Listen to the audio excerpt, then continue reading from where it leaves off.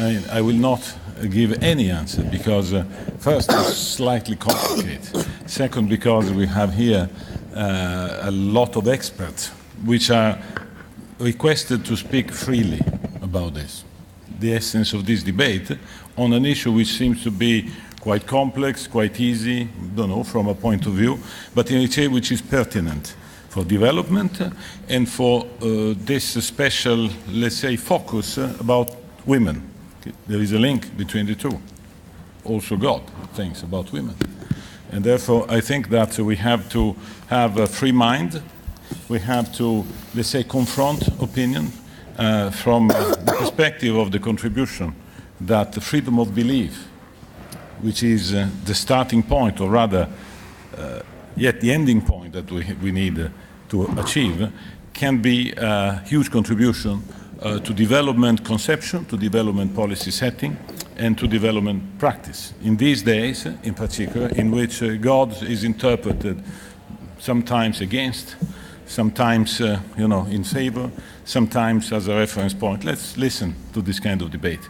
But I would like to stop here because my role is really just to present the idea we had with us in order to, let's say, try this and to do it openly and to do with the participation of experts, but also with participation of the public.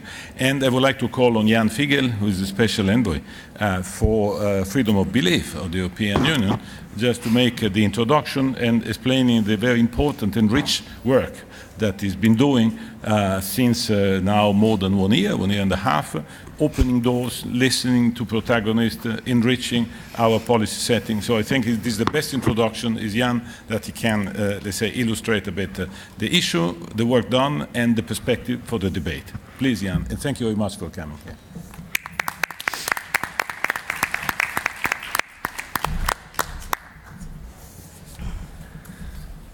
Good morning, everybody. Thank you, Stefano, for your not only welcome but constant support and very innovative approach also to the European Development Days, and the result or reality is also this forum, which is kind of pioneering or quite innovative in my view. I'm pleased and honored to be here. This is also a step in the right direction to discuss good and not so good about religion and gender equality. This is a topic which is important. And I can tell you that since 2016, 2 years ago, when I was appointed Special Envoy on promotion of freedom of religion or belief outside of the European Union, a lot has happened or is going on around this area. This area is much connected not only to freedom, as I like to say, but also to responsibility for freedom, because without responsibility, no freedom can flourish or exist. I visited many countries. Last time it was Nigeria, but countries like Senegal, Sudan, Iraq, Jordan, Pakistan, Morocco. Last month, or March, sorry, it was Bosnia-Herzegovina. I met politicians, governmental and societal leaders, but also civil society. But what makes me a bit special is meeting and communication with religious leaders and religious communities as well. And today I would like to share a few reflections with you on this experience and vision. I will make 4 points. The first one is religion matters, and this debate is very timely. Serious and continuous research inform us that more than 80% of global population relates to a religion, to one or another community of religious faith. Religious actors and leaders are influential in many countries more than politicians. They are often among the most critical cultural gatekeepers in many societies and communities around the world. They can play an important role in advocating for or against gender equality or also gender-based violence and harmful practices such as female genital mutilation as well as child, early or forced marriages.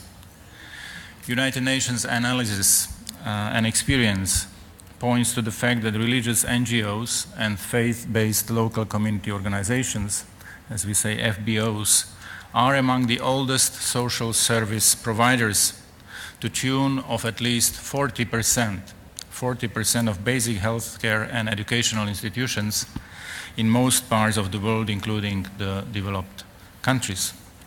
And that in a situation of emergencies and humanitarian crisis, religious organizations are the first responders. Whether in social services or humanitarian work, UN-supported research indicates that women constitute the bulk of the service providers in these communities. Many often do this work as unpaid volunteers. In some countries around the world, including former communist ones, religions are experiencing a revival, while in other continents, certain religions are gaining increasing numbers of adherents. There are, of course, exceptions to this global trend, notably in Europe.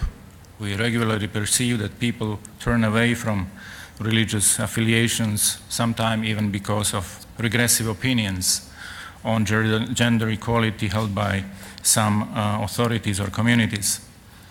For all the above reasons, it is imperative to take into account and critically appreciate why and how religions intersect with the lives of women and girls, whether positively or negatively.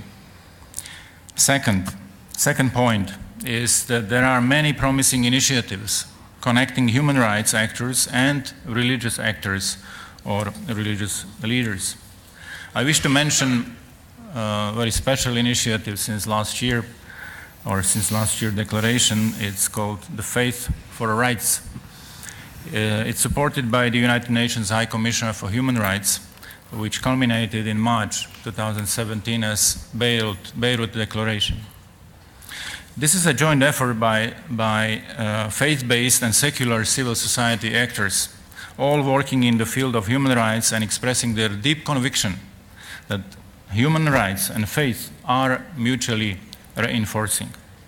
All faith traditions affirm a commitment to upholding the dignity and the equal worth of human beings.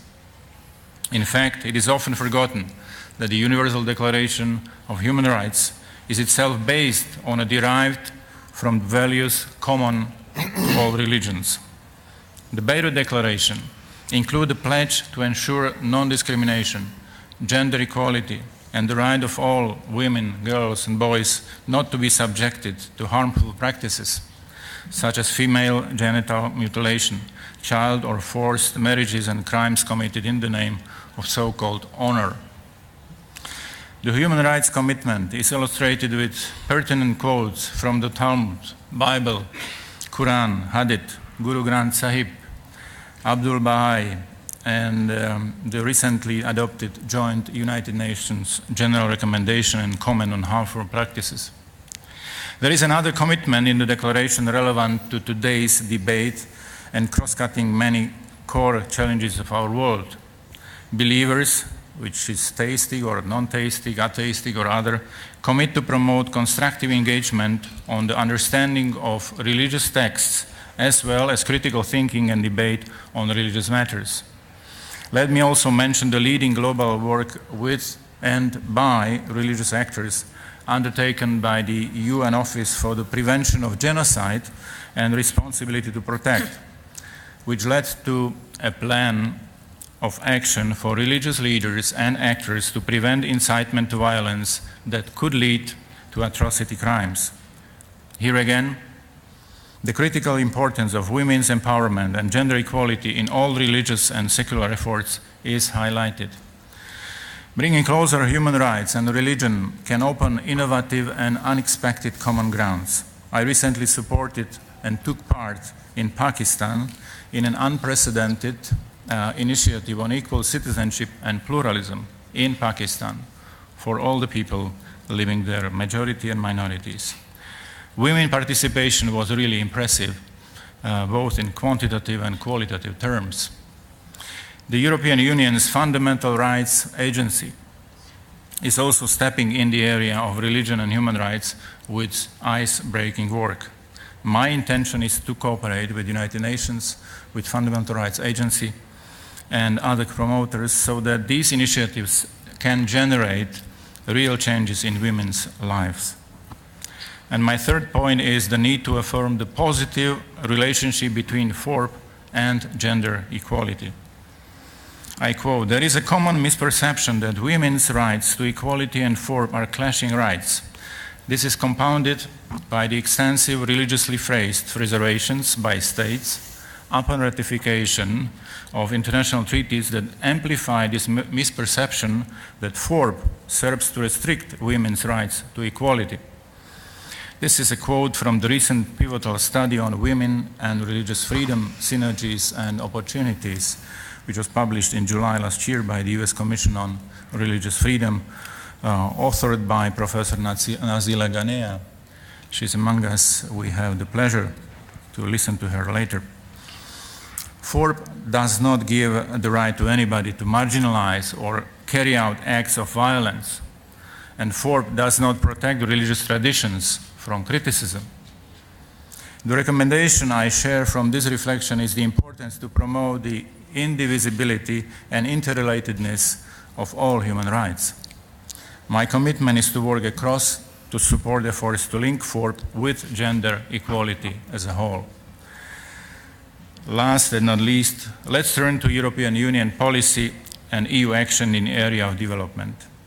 Gender equality is a priority of the European Union. I do not wish to repeat the EU's strong commitments for gender equality. We all know this consensus. I wish to draw your attention to one section in the consensus. I quote, "Promoting gender equality requires working with boys, men, girls, and women to foster an understanding of rights, equality, and roles in society. This also entails working with key actors in societies, such as teachers and religious and community leaders, to eradicate discrimination against girls and women." This is in full alignment with what I mentioned before. And I have a few observations here. It is important for the European Union to move towards strategic inclusive partnerships with secular and with faith-based actors to progress towards sustainable development goals, especially goal number 5. Also very promising to see secular and faith-based organizations working together for a common cause. This can be catalytic. I recently visited the Bosnia-Herzegovina Interreligious Council and was impressed by the work they do in the area of women's rights, bringing women from different affiliations together.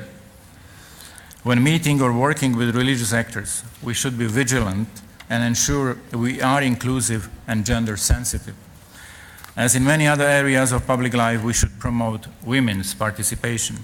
There are many inspiring faith-based initiatives, often led by women in faith, with the aim to empower women. They deserve our support and our attention. Religious women have a unique role to play for gender equality, but should not be left alone. We are all responsible for equality between women and men. And we also need to engage more with young religious actors and leaders. In implementing my mandate, I also committed to a gender-sensitive approach and to the EU Gender Action Plan's call for an institutional cultural shift, integrating gender equality in the way of working of all EU actors in external action. Ladies and gentlemen, let me now conclude these remarks. One point I would like to say before closing is my wish to applaud the work done by the European External Action Service in addressing religion in external relations. This pioneering effort has contributed to make this debate possible today. Religious and community belonging may provide resources, spaces, and networks for women empowerment. Spirituality can be a force for individuals, women and men, for promoting equality and dignity for everyone, everywhere. But religion has also been used and abused to play against the cause of gender equality. Our responsibility as international players is to be better aware and informed on both sides of the coin, so that we may advance human dignity through gender equality and justice for all. And with this, let us now listen to what our distinguished experts and speakers and panelists have to say. I look forward to this debate to help us to understand this multifaceted issue better. And I am also here to listen and learn. Now I would like to greet again Aza Karam, to give her the floor, because she is really in the middle not only of this panel, but in the nexus of gender equality, peace building, good governance, human rights. So as Senior Advisor on Culture at the United Nations Population Fund and Chair of the United Nations Interagency Task Force on Religion, Aza, welcome. Welcome all. I give you the floor. Thank you.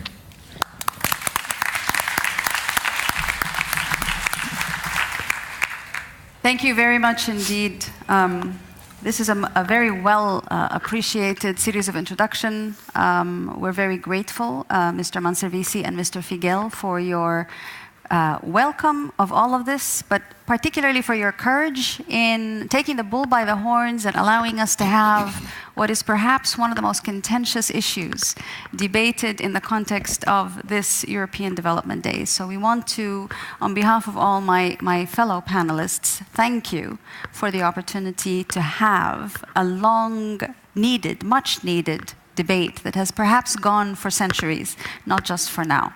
So thank you very much for that, and a warm welcome to all of you. Thank you for making the time to join us this morning. And I know that I'm going to forget to do this later, so I want to give a sincere gratitude and hats off in advance to our technical team, which was making all of us be able to listen to one another, hopefully in the course of the next 2 hours, and especially also to our interpreters and translators. Thank you all very much already in advance. Now, it does not take genius to try to understand why it is that religion seems to matter more and more in the context of today's world, not just in terms of international development, but foreign policy, human rights, humanitarian relief, and the range of lived realities. We do know that a research carried out by the Pew University in 2012, or the Pew Center in 2012, informed us of a very basic fact, which is perhaps basic to all the world except Western Europe. And that fact is that 8 out of 10 people around the world profess to a certain religion. In other words, religion matters in the lives of 8 out of 10 people. And yet it is remarkable how long it has taken the international community to be able to come face to face with that very simple reality of 8 out of 10 people.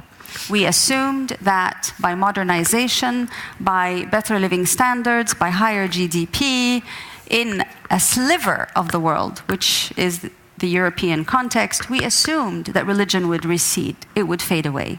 And it was one of the strongest theories of secularism. You don't really need religion if everything's going okay. Well, clearly things are not going very okay, because we're all still very much adherents of different religious principles and dynamics. And we're hoping that this next session will bring us face to face and be able to deal with some of the most contemporary challenges that we're facing.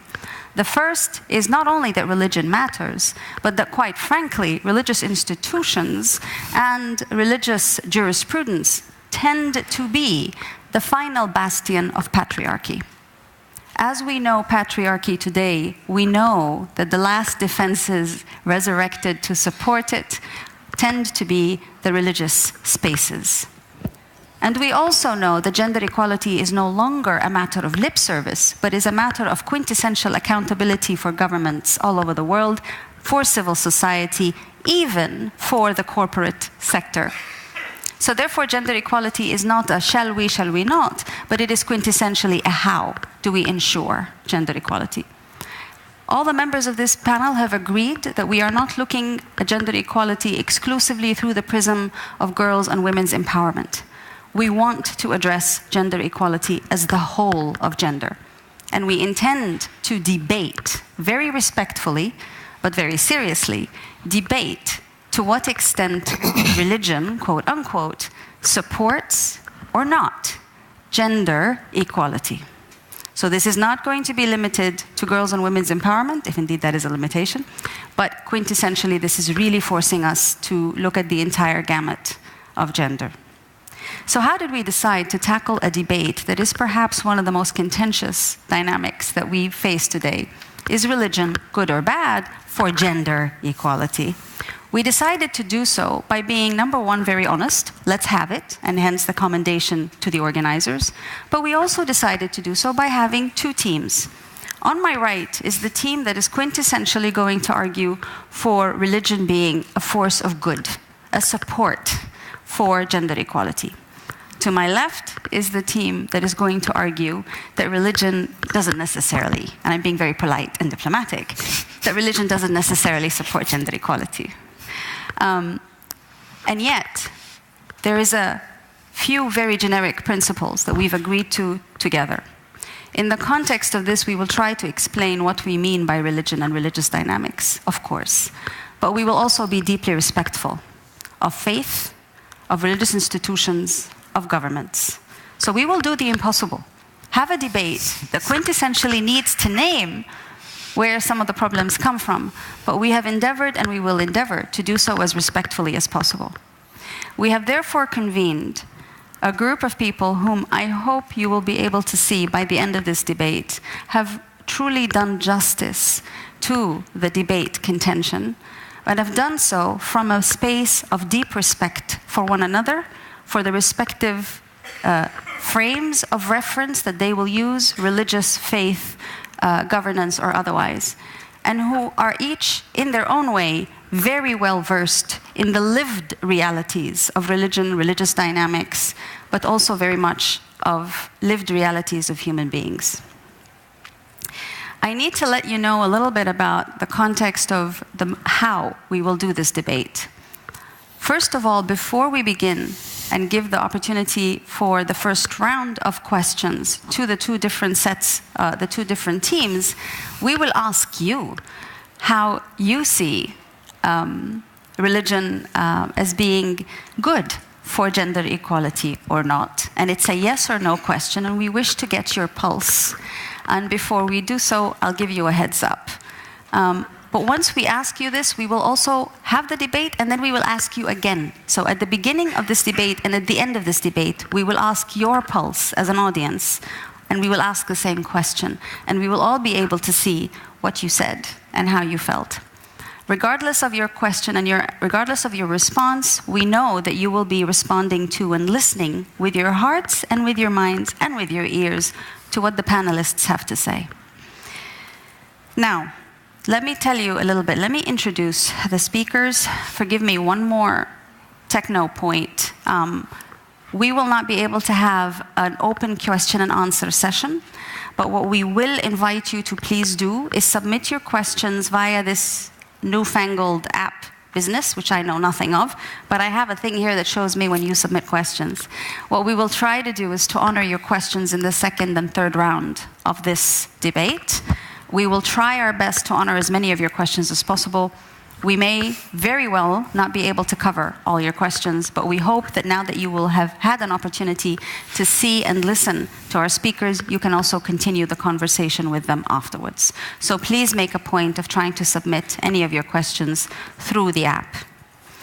So, who are our speakers? For religion being a good thing, and about religion perhaps not being a very good thing.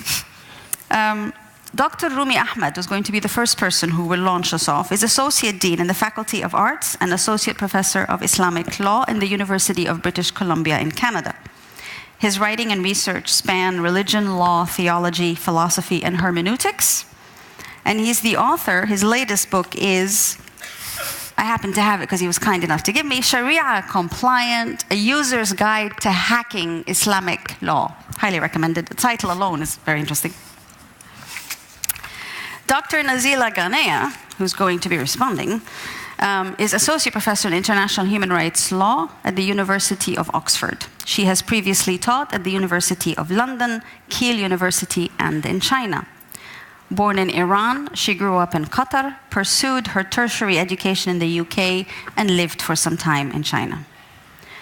Her talk will draw from the report that you heard referenced earlier.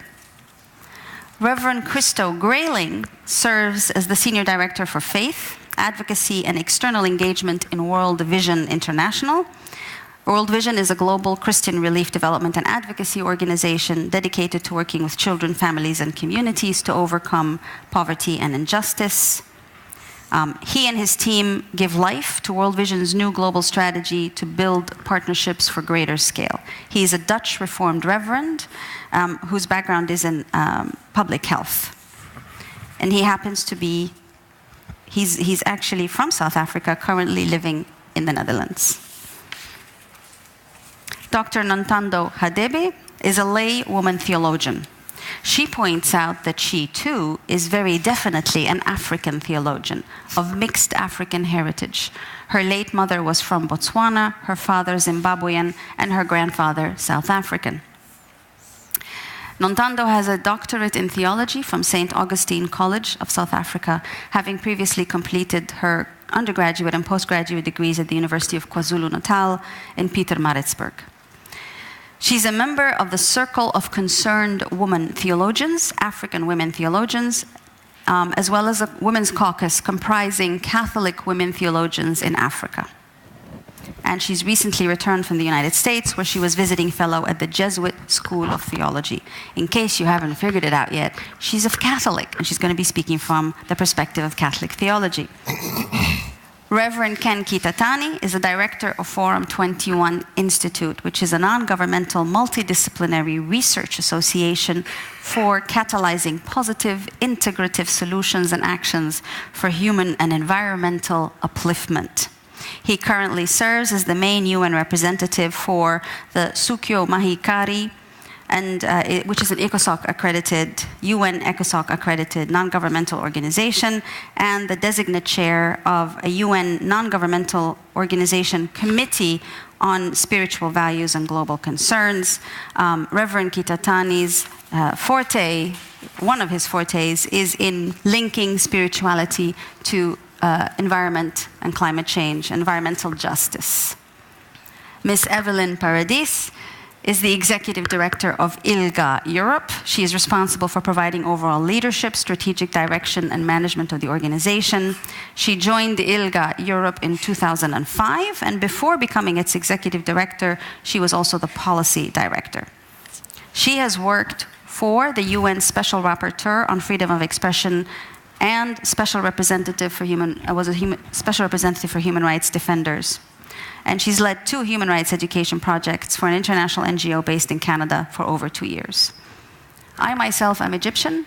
I think we kind of complete the representation of different parts of the world. And as you can see, we've tried to make the panel also as gender balanced as possible. So on the visual stuff, we're good. Now let's see how it works on the debate side. The method of the debate is I will ask each side the same question. So we will begin by, and we will keep bouncing the question. Remember, this is the team that's going to argue that religion is a good thing. This is the team that's going to say, but. Okay?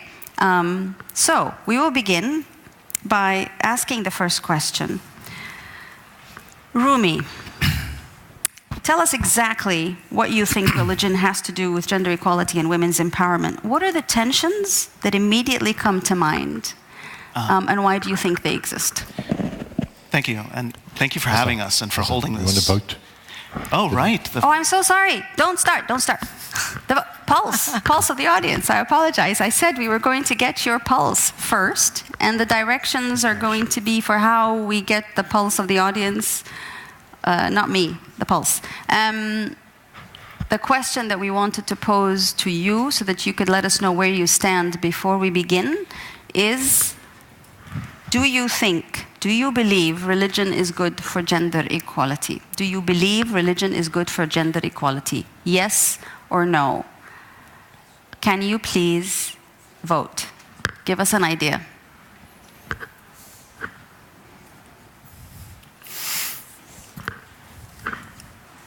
Do you believe religion good for gender equality? Yes or no?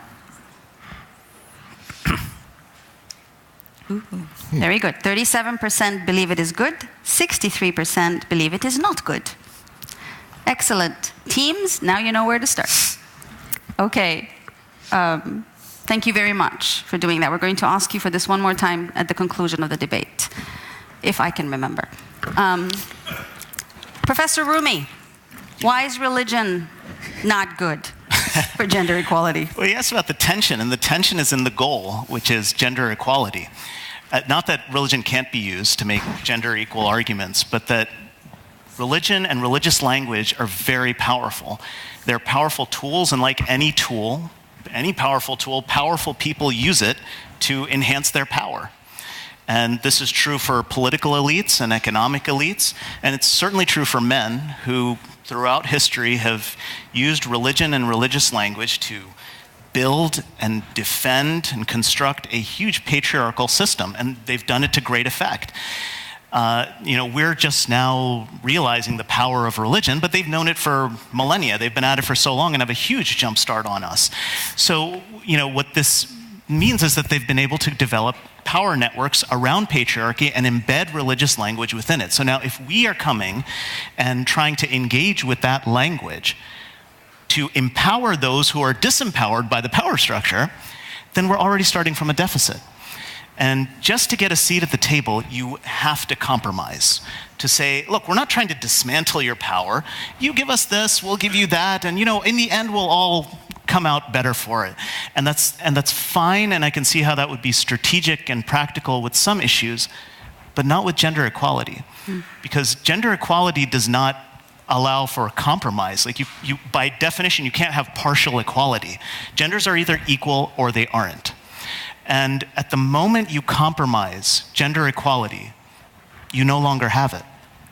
So the tension, the problem, the concern is that if you're going to engage in a language, a religious language that is embedded in patriarchal power structures, you are guaranteeing that you will never reach the goal.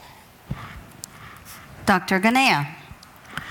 Well, I think the fact that we're going to win already came from the special envoy. He's the fourth member of our team, and he illustrated how clearly we need to reclaim.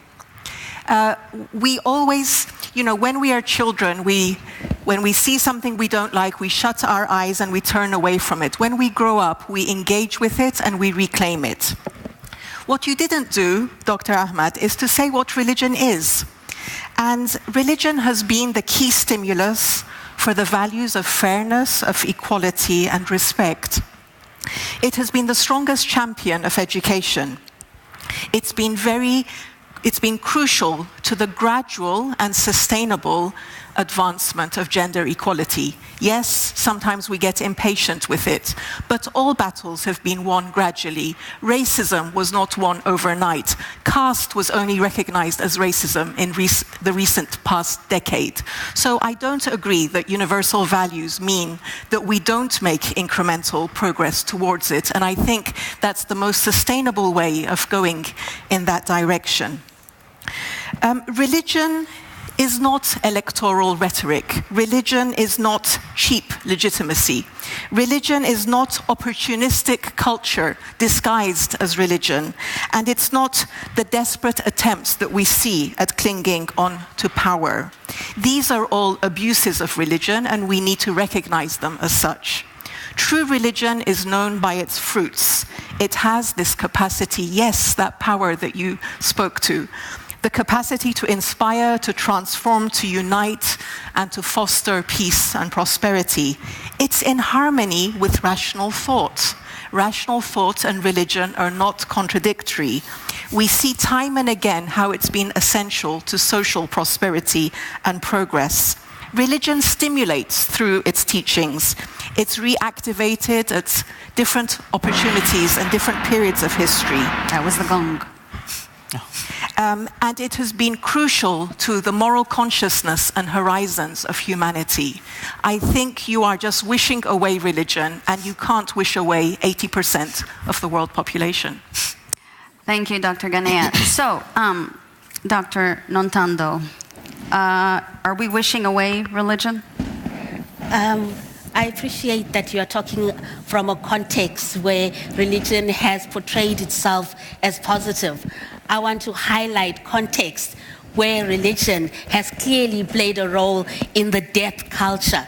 We look at HIV and AIDS, we look at gender-based violence, we look at the stories of women in faith traditions that have been told over and over again that the gender hierarchy through the creation stories is divinely ordained, and that the status of women is to obey and submit. And they cannot be trusted because they're the instigators of sin. Sin came through women, and therefore the entire religion is male-dominated. Even the language of God is male. Even the leadership is male. Even the construction of the very doctrines is male. Women have no agency. They are being told what to do. They are being told they are mothers and virgins. They are being told that the sort of the way to leadership has excluded them, and that even in the choice of the incarnation of God, they were excluded. So there is a narrative built on the authority of religion that plays itself out in violence, where women are told, stay at home even if you are beaten, because your role is to submit. They are told, even in the danger of HIV and AIDS, that submit because that's what your role is. Even when they desire to participate in the church, they are told, you have been excluded from day one, because the male God has instituted a structure where male dominates, a preferential option for males. And so, yes, we are excluded. Yes, we have narratives that tell us that we are less than the instigators of sin, that we're excluded. And therefore, we have no agency on the very things that we believe in, because our voices are not heard. Even on a discussion on the family, we are there to be told our voices are not necessary to construct that. And that was the gong. Saved by the gong. Wow. All right.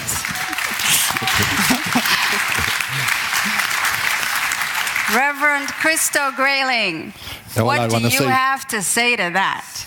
Absolutely. Preach it, sister. I'm from South Africa, and I can acknowledge the hurt and the pain that we went through also as a result of apartheid and how that was institutionalized. And we therefore want to acknowledge that religion can be a force for good, or it can be a force for ill. And we've seen through history how that has happened.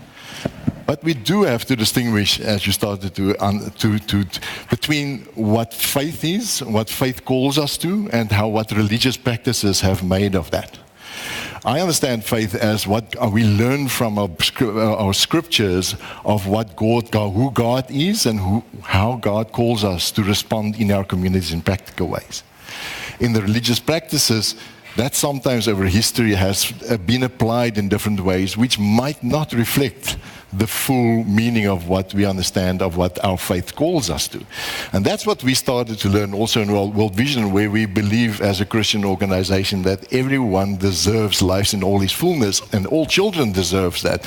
That we need to help faith leaders to go back to their own scriptures and to be able to struggle with that. But we've learned a very important thing is it does need a safe space. Because of all the things that you've said over history, how things have gone, people need to be able to find a place where religious leaders can listen to science, listen to the experience and the hurt and the pain of people who's gone through these things you've mentioned, and reflect that in their own scriptures on what is the principles.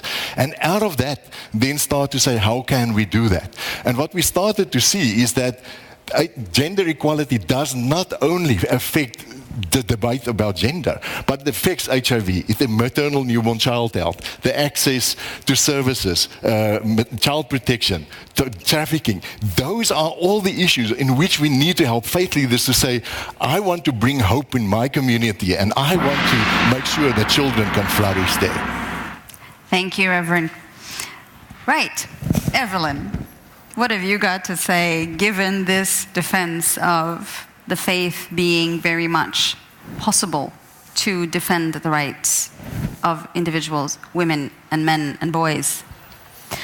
Well, I want to pick up on the issue of pain, because when you work like I do with a community like the LGBTI communities, which is still experiencing such a huge, deep hurt, caused, but not only caused, at the moment still actively and proactively actively reinforced by either religious institutions or by organizations that are supported by religious institutions.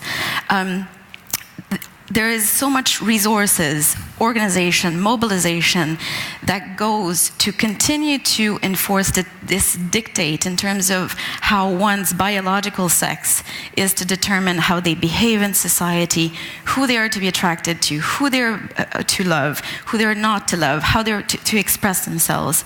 And there's a massive power inequality, to go back to Rumi's point, huge power inequalities in terms of who has access to power and to resources. Too many of the marginalized groups, whether they're LGBTI or there are many, many marginalized groups within women's categories. Women is not a homogeneous group. Women are marginalized for an array of reasons, and that all limits their access. So indeed, we are not anywhere close to being at a discussion table on equal footing. The diocese are completely rigged.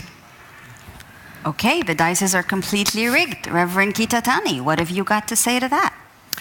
Well, in response to that, I would have to say that I think you presented just a small portion of the big picture.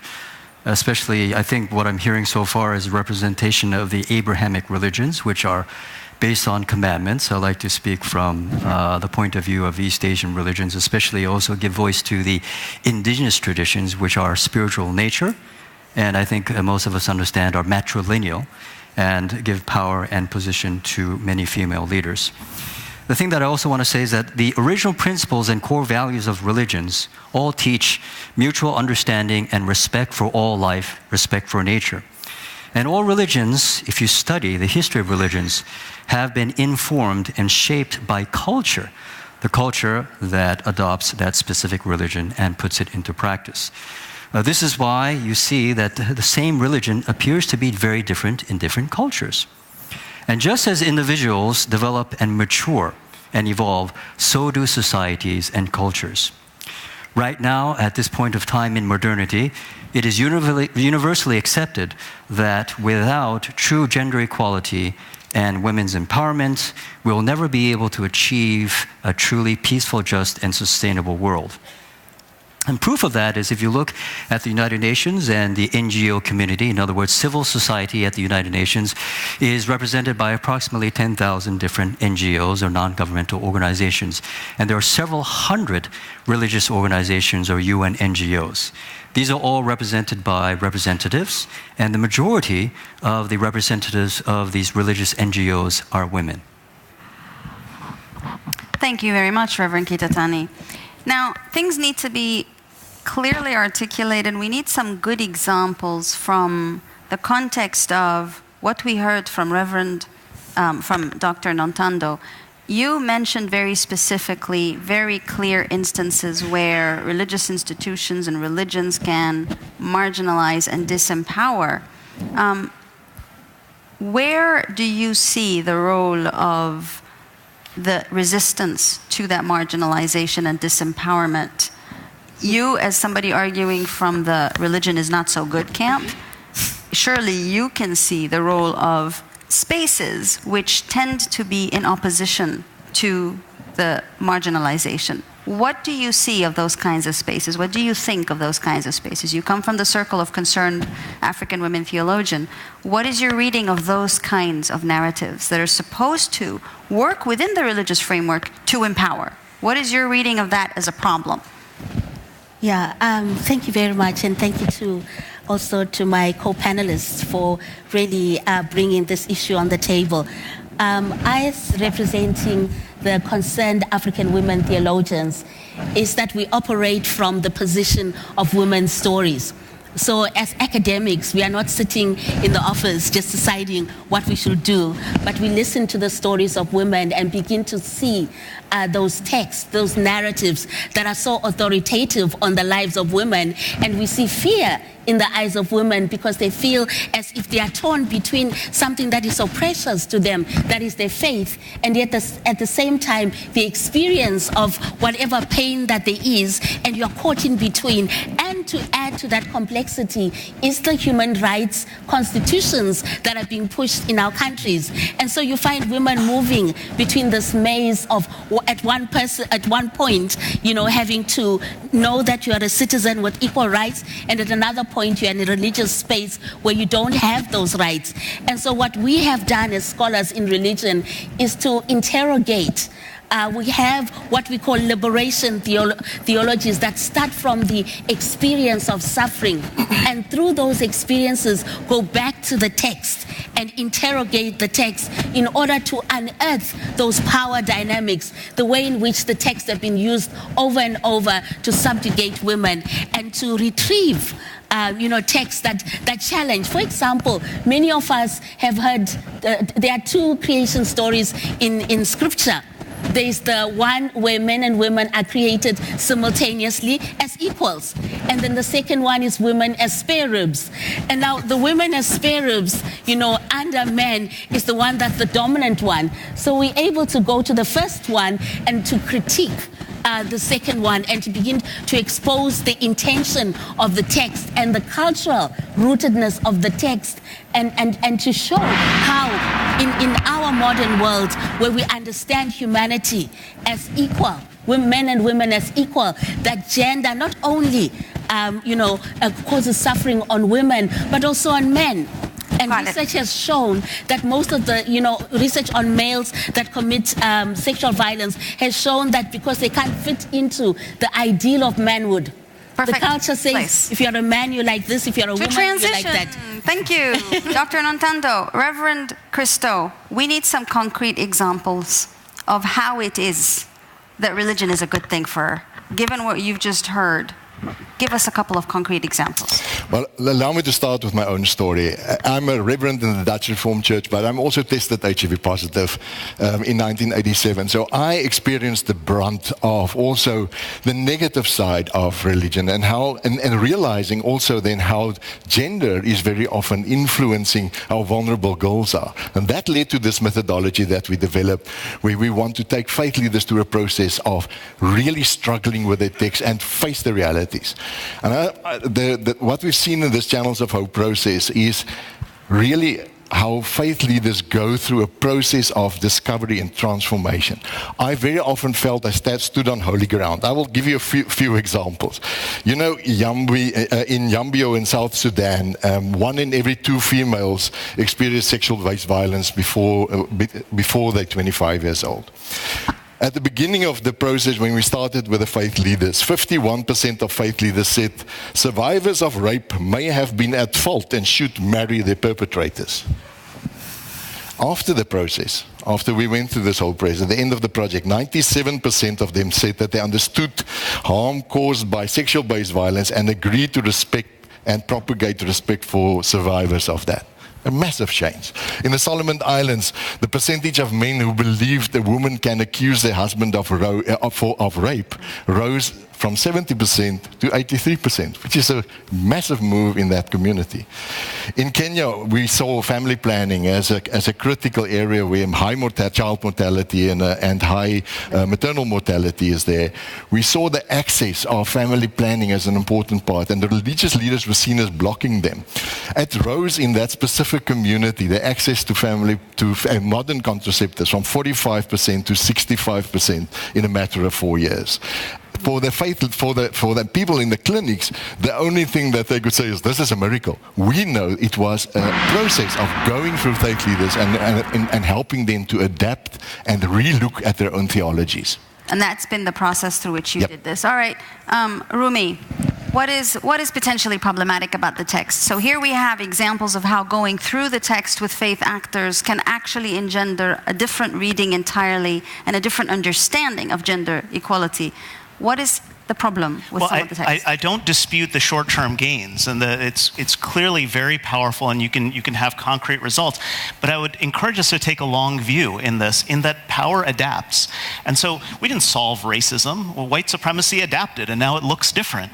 And so, yeah, we may have abolished slavery through most of the world, but power of capitalism adapted, and now slavery looks different. And the same way, patriarchy adapts to the new languages and rules.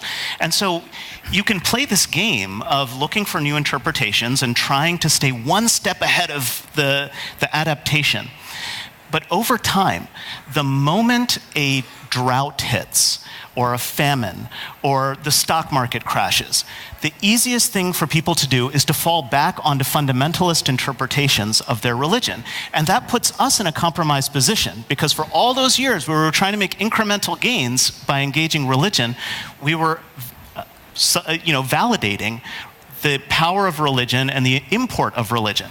And so once that crisis comes, people can fall back on their fundamentalist readings of text and say, look, religion is really important. Even these guys said so. And we, not being theologians, well, not all of us, but agencies, perhaps, not being theologians, have no power. We have no say in that. And in fact, we validated the worst readings of the text. So, Nazila, how do we realize that it's about really just short-term gain, given that the long-term allows for an adaptability of the existing inequalities and patriarchies? So I think we agree with you that there has been a power imbalance. We agree that patriarchy fused with religion in many ways, but we're saying it can be reclaimed. And I think you're pushing to the fact that bringing in rational thought, bringing in science and religion to the individual, empowering the individual to read the text for themselves will be crucial. Otherwise, you're right, that interpretations in times of crisis will then go to the more traditional. We find that in politics, so there's no reason not to assume that that would also happen in religion. But if women understand and interpret texts, if they are given, they have the human rights to have, adopt, and change their religion or belief. They have the human right to understand. You know, how can you manifest your religion if you don't understand it? Interpretation is a human right that was given to all of us, or was recognized by modern human rights law 70 years ago. But let's bring that in front and center in freedom of religion or belief. Women have the right to understand and interpret and live their religion according to their conscience, and to reject religion according to their conscience. So if we take interpretation, understanding, and rationality into that understanding of religious text, then that doesn't happen. Or we reduce it at least. Thank you, Nazila. Evelyn, if we have the opportunity to reinterpret and to adjust to the lived realities, and religion is indeed amenable, and religious dynamics are indeed amenable to that, what are still some of the issues that we see? Well, I think it's two things. It's who's doing the reinterpretation, and we're starting to name this. But if the reinterpretation is done primarily by the people who've already been in these institutions, we are continuously perpetuating the same talks. And so this is why initiatives like Nintendo's initiatives are absolutely brilliant. You need to place the communities that have been the most marginalized, disempowered, hurt by all of the religion at the core of doing the reinterpretation.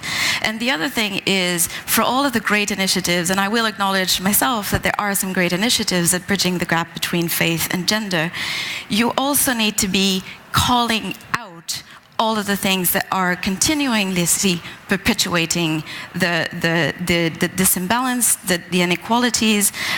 In Europe at the moment, we see just how many groups are actually fueling the opposition to any furthering of recognizing rights and policies, whether it's for women's rights in general, or if it's for specific elements of sexual and reproductive rights or LGBTI rights. And that is genuinely proactively fueled and resources.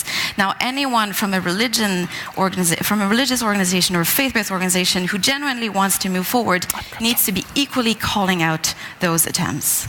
Equally calling out the attempts to denigrate rights and the perpetuity of the denigration and the marginalization that happens in religion's name is an issue that Reverend Kitatani, or Ken, you are now very familiar with, you work with in the context of environmental issues. What have you got to say that can counterbalance that continued marginalization of the religious actors? Well, that is a complicated question, and it requires a long answer, so I'll try to be as brief as possible. But I think when we talk about misogyny or gender inequality, we're talking about a systemic problem of society. So what we see in religion is a symptom of what exists in society. So if we ask ourselves, and I ask the audience to reflect on this, the whole world that we live in now is basically a misogynistic society, regardless of where you come from. And if you look at history, women took no part in the decision-making process of creating society. Okay? This is something that we have to really, really think about. So we go back to religions, we can see that religions also have to go through major transformation, and that is being also achieved step by step, as our panelists also have pointed out. Concerning the environment, there is an inextricable relationship between women, the role of women, gender equality, women's empowerment, and environmental sustainability. Why? Because 96% of scientists will agree that environmental degradation is caused by human activity, human behavior.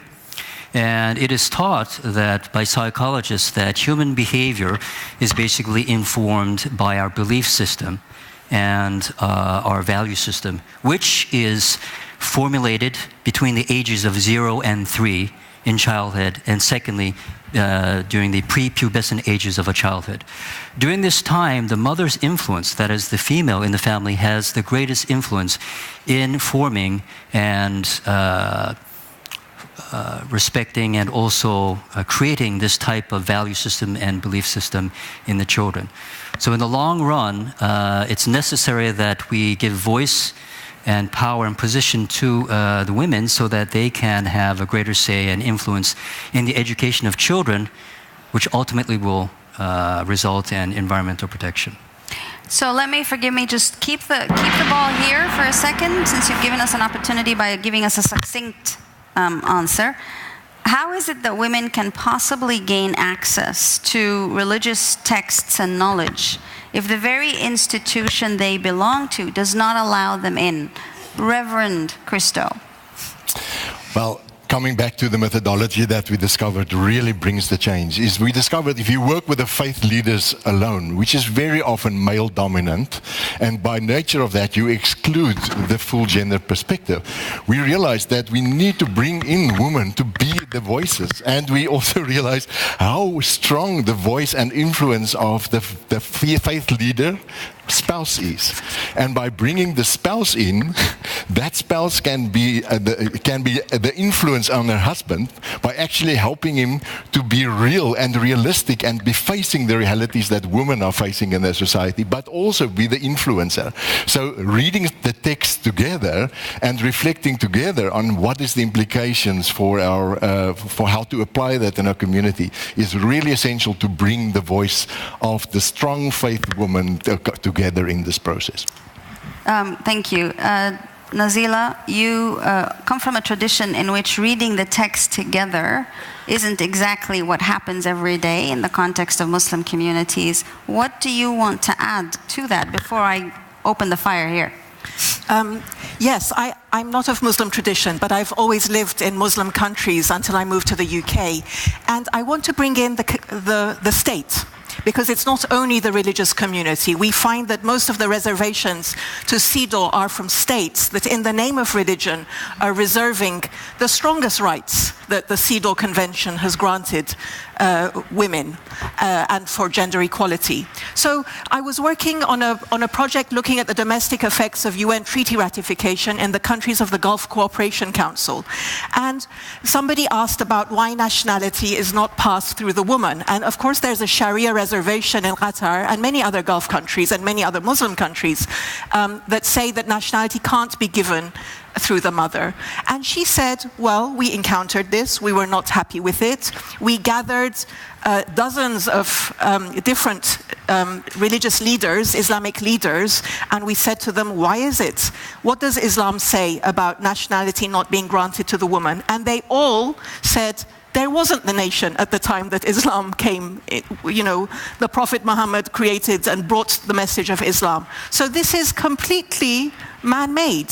This is when the preferences and patriarchy have been fused with religion, have abused religion in the most powerful way. So she said we just blew that out of the water because we got the Sharia scholars to say that it's no such thing. So the state can no longer hide behind this just in order to control migration and the number of citizens in oil-rich countries. So let's not forget that the state is also masquerading and hiding behind religion for completely political purposes. What do you have to say to that, Dr. Rumi?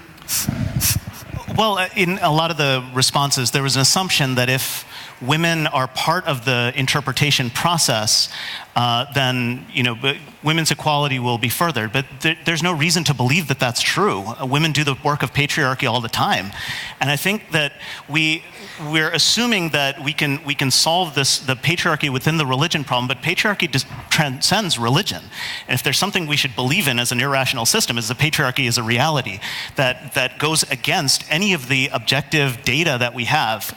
I mean, like we have women's seminaries all across the Muslim world. Why don't those lead to greater gender equality? We know that having more women in the C-suite of a company will be beneficial to the bottom line. So why don't people do it? We know that empowering women is one of the biggest economic drivers. Why don't people do it? Because there's an irrational patriarchal structure that is operating within which religion is subsumed. So if you don't solve the larger problem of patriarchy, every part of it beneath that it's a symptom rather than the problem. And so long as there is patriarchy, there will be patriarchal religious interpretations of religion that will have authority. And for that matter, why do we need a gender balance on a panel on women's empowerment? And because men have authority, and we will continue to have authority until we dismantle patriarchy, whatever it is that we do with religion. Thank you. I just feel compelled to clarify that this is a panel on gender equality, not just on women's empowerment, it's on gender equality, and therefore it kind of matters to have some kind of a balance on that. Just non-tando, if I can. One of the questions that has come in is, are not religion and science merely two ways of human understanding and explaining the universe around us? And as spiritual beings, or at least entities with free will, do we not need religion to guide us and complement our scientific exploration of life so that we neither live with dogma nor with superstition? Yeah, I think given the sort of like the ascendancy of science and the kind of belief that if you want real truth, you get scientific evidence. But then in reality, so we have to operate from our reality, where most of our people for religion is at the very center of their lives, no matter how much science comes in. And so to say that in terms of most third world countries, that one of the ways in which to escape from the patriarchy of religion is to go into science. Again, when you look at the way in which even science is male dominated, they still, the patriarchy is also still there. And so I would agree with my colleague that that is the system that needs to be dismantled. And one of the examples that I wanted to add is that this year, the Methodist Church in South Africa was celebrating 40 years of the ordination of women. But during those 40 years, they only produced one woman bishop. So again, we begin to see how entrenched that even if we get to the point of being ordained, there's a system that is operating there that needs to be dislodged. And how to do that, in terms of empowering women, in terms of getting women to think outside of the religious framework is going to be something that we really need to work on. And it is one of the biggest challenges for us as the Circle to dislodge this. Thank you. I should mention that the questions are coming in rich and well. Thank you very much for that. There's a specific question to the pro team. As mentioned, you've spoken to this in different contexts and given examples. The interpretation of the religion requires some change, and people need to understand their religion better. How do you want to convince folks that your interpretation of religion is the right interpretation, given it is an interpretation? Maybe, Reverend Christo, you can take that. Yeah, that's a good one. Well, coming from World Vision, because we work across so many denominations and across faith, we realize we cannot try to take a position from a specific point ourselves, but rather want to train facilitators to be able to facilitate the discussion, but have some clear values from before the time, determine what is the scriptural values, either Islamic perspectives or biblical perspectives, and that being facilitated by religious leaders from that specific faith context. And that discussion in the light of science, in the light of the real experiences, is a growth opportunity. And we realize you don't move everyone from here to 180 degrees. For some people, they move 30%. But that 30% move in thinking, attitudes, and activity is mind-blowing for that, what changes in that local community. So it is a facilitated process, allowing discussions, but based on some scriptural principles that is agreed on, general. Reverend Kitatani, you referred to women as key raisers of children and therefore key to changing religious beliefs. And that is a pretty problematic perspective from some of those who have been listening, because patriarchy puts women in the position of being the primary childbearer in the first place. So inviting them from that position, the question is, simply further strengthens patriarchy. What would you have to say to that? Just to define gender balance. So basically, the person who takes the role of mother, of nurturing the child, doesn't necessarily have to be a woman. So in a family, if you look at gender balance, LGBTI communities and families, there are many, many instances of this, where sometimes it's the male, sometimes it's the female who take this nurturing role. So when we talk about the role of the women in that context, I'm talking about the one who has the nurturing role. Okay, thank you. For our colleagues on the religion may not be the best thing ever for gender equality, you've noticed how we've come up with so many creative ways of referring to this side of the debate. What do you think about using the patriarchal ethos of religion to scare men into obeying the commands of God about gender justice with regards to women? God is higher in the hierarchy, and they could fear retribution on the day of judgment. Given that many rights and benefits granted by religion are not even realized, can using the scripture be a reasonable entry point? I am deliberately putting that question to you all, given that you've been very keen on the critique. What do you have to say to the point that rights and benefits granted by religion are not realized? So is scripture a smart entry point to that? What would you want to say to that? And it's okay, you can be supportive if you wish to, but just, we're giving you the chance to also argue from the other side. I would say, because scripture, I want to locate scripture in the African context, because the Bible was the first text to be translated and written in local languages. So there is a sense in which it is perceived as a very strong text.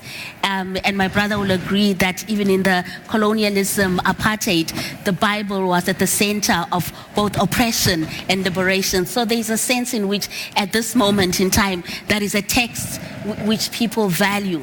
And so therefore, you know, as we are witnessing now, the kind of cultural wars that are hitting Africa, where the scriptures are used to sort of say, this is the family values, this is the hierarchy, this is the exclusion of LGBTI, all of that is according to God's will. So the scriptures have become a battlefield in the African context, and therefore it becomes important to have other readings of the same text that are liberating. And so hopefully that will begin to shift people's thinking so that they realize the contextual nature of the scriptures themselves. That as much as we believe that the inspiration, but at the same time, there's that human element that allows those same texts to be abused by those in power. So it's all part of the kind of sensitization, conscientization that needs to take place so that people don't get locked up again with the abuse of scriptures. Brilliant. All right, so I've given you an opportunity. I'm going to continue to give this opportunity also to Rumi. Given that we understand gender equality, hopefully, as both for men and for women and everything else, how do we approach issues like LGBTIQ questions if we're supposed to compromise with the interpreted text or holy script? Are there examples in Muslim contexts where we've taken these issues of LGBTQ and from a textual perspective and tried to understand them, given you wrote about hacking Islamic law? Am I still Khan? Well, yeah, you're entitled to. Yes, I'm giving you an opportunity to make the argument counter, but answer it whichever way you wish. All right. So I'll try and combine this one with the last one in order to get a critique in there. Yes, we've had great success, and I don't. Okay, so yes, we've had great success in having, in many Muslim contexts, of having reinterpretations that are embracing, not just tolerating, but embracing of LGBTI people as well as same-sex unions. The law is a little slow in catching up, and I think a lot of it is not so much that the interpretations are so compelling, but that polls suggest that Muslims are more comfortable with LGBTI people in general. And so the theology follows that. And it follows where the power goes. And on that note, I want to signal a caution about where the right entry points are and whether Scripture is the right entry point. Sometimes it's not. Sometimes religiosity is a huge landscape, and people are religious in very different ways. Some religious people care about Scriptures, some don't. Some like to go to the mosque, most don't. Some people might have Sufi traditions. Some people might just feel like their religiosity is in their heart. And so many of the things that we assume about religious people might actually be counterproductive for the majority of them. So let's move a little bit towards the last round of questions, which we asked our debatees to also reflect a little bit about given what's going on now in terms of a huge anti-choice movement that we see, anti-choice between brackets, in different contexts in different parts of the world, a retrenchment of certain values relating certain religious understandings towards violent means of engaging in interaction. Given some of the dynamics where we see religion as predominantly in religious institutions or those who speak in the name of religions often articulating positions that appear to be in direct contradiction to the human rights dimensions. We're here under the auspices of the European Union. This is a joint debate sponsored by the European Union and the UN. What would you see as things that need to be done in order to address these contentious realities that we live in, that for better or worse tend to have the brush of religion associated with them? Maybe I could begin from this side. And Reverend Kitatani or Ken, can you tell us what would you deem to be a valuable set of things to keep in mind? Is it an advocacy of things we need to do as policymakers? What would you think these kinds of institutions, multilateral institutions, can help to do in tackling the debate about religion and gender equality? Well, to start with, I want to start by saying that don't throw out the baby with the bathwater. So 86% or 80% of the world's population adheres to some type of faith, or faith affiliation, or faith or spirituality.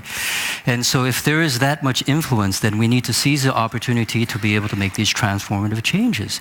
And the way to do that is basically to inform and educate the clergy, that is the leadership, the ministers, the spiritual leaders and actors throughout the world. So I would ask the international agencies to be able to support this process in creating robust educational programs to teach and educate clergy concerning policy. To begin with, what is policy? And also how to read policy, how to write policy, and how to interact with and form strong, resilient relationships with policymakers, local, regional, and national.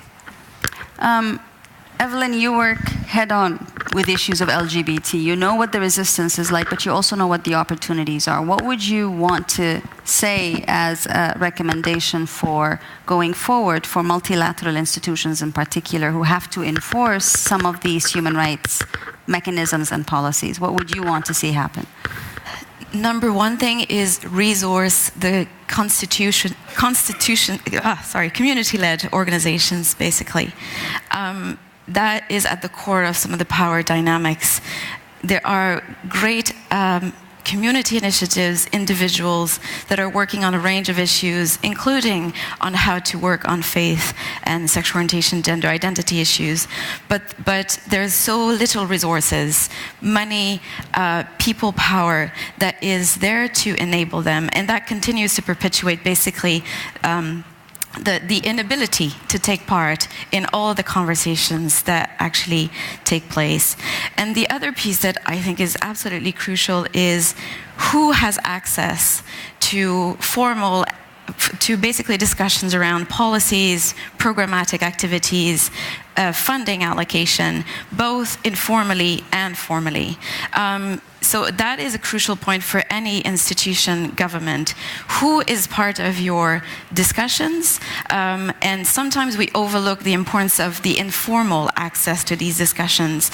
We put in place very well thought through formal processes where especially coming from civil society or grassroots organization, can give input, but then we forget to look at all of the other elements that do influence ultimately what decisions are made.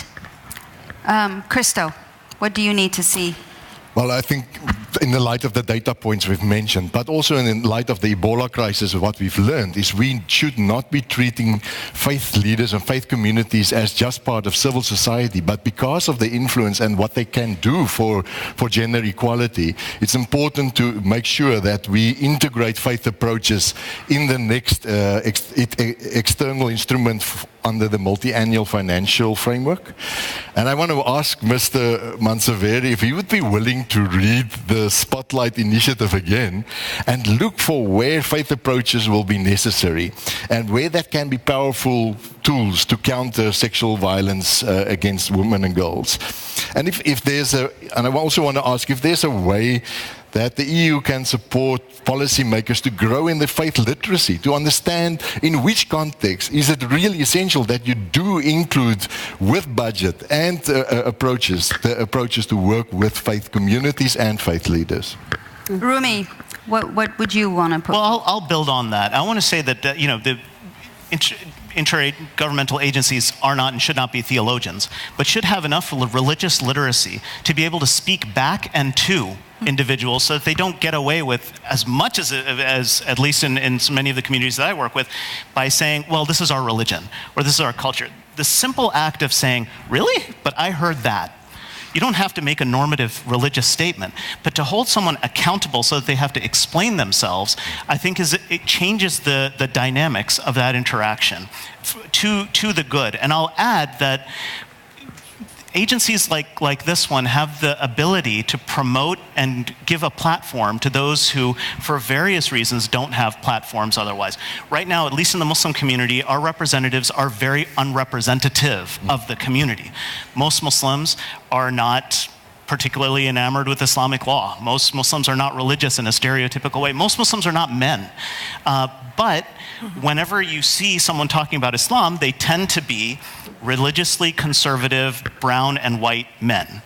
And agencies have the ability, and I think the responsibility, to promote a more representative vision of Islam and Muslims, and to give a platform to those who, for various reasons, are denied those in their home countries. And that means women, especially black women, queer Muslims, any Muslims who are currently repressed have this huge platform. They should be here speaking to represent their community.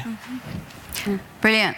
Nazila, with an eye towards freedom of religion and belief, one of the many questions that came here, what would you want to see institutions do? I would also like to precisely build on that I think a human rights approach can guide us very well, so that, for millennia we had religion and we didn't have education, we didn't have access, we didn't have knowledge or a worldview. Now we do. Let's not go for the structures and systems that deny that. So who we should be looking at and engaging with is the believer, and I don't mean others are non-believers. We are all believers in something or another. We all believe in religion or belief, or we're indifferent, or we're unconcerned but may become interested. This is part of our humanity, that we can be on this journey of discovery, even if at one point it doesn't excite us. So the human rights approach would be to look at the weakest point in the chain, to look at the most disadvantaged, to get that voice heard, but not in a way that that voice might then be accused of colonialism or being a foreign agent. So in a gentle way, but a facilitative way. And the last word in terms of what we need to see happen, what would be most helpful to you in your work, Nontando? What do you think institutions like the European Union, like the UN, state institutions, what would you want to see happen?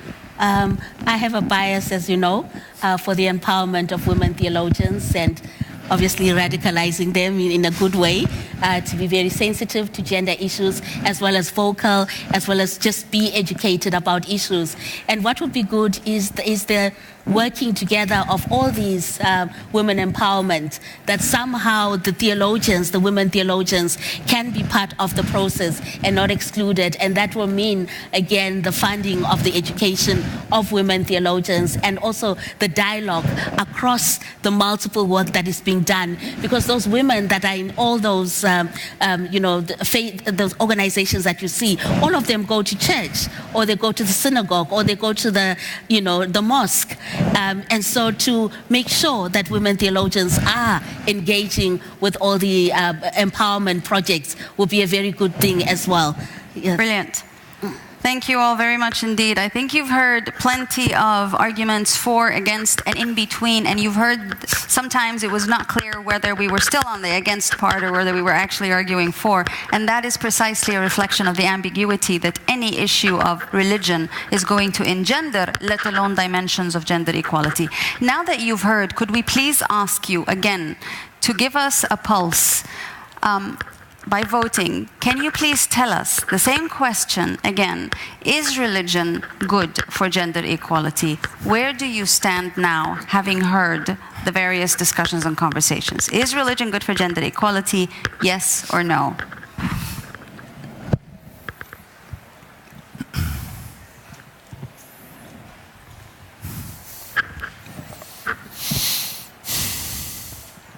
Oh, all right.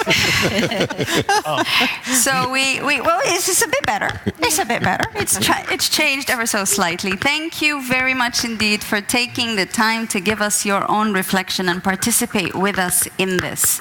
I think one of the things that we were alerted to while we were trying to plan this event together was precisely the fact that no matter how the vote goes, it is still showing that you heard and listened to the various positions, and that frankly, since we didn't lose out on the good for gender equality, but we seem to have gained 1 percentage point, that's not bad. It shows that there's been a clear attempt to at least begin to clarify some of the ambiguities that persist. But we are in Europe, and this is the world's most secular space that frankly exists vis-à-vis the rest of the world. It reflects accurately the concerns that you have articulated, that we still have. There's a long way to go before we can see the religious realm, which, by the way, is much bigger than the realm of all the intergovernmental and non-governmental entities in this world. The realm of religion, for many people, is what they think, believe, and behave.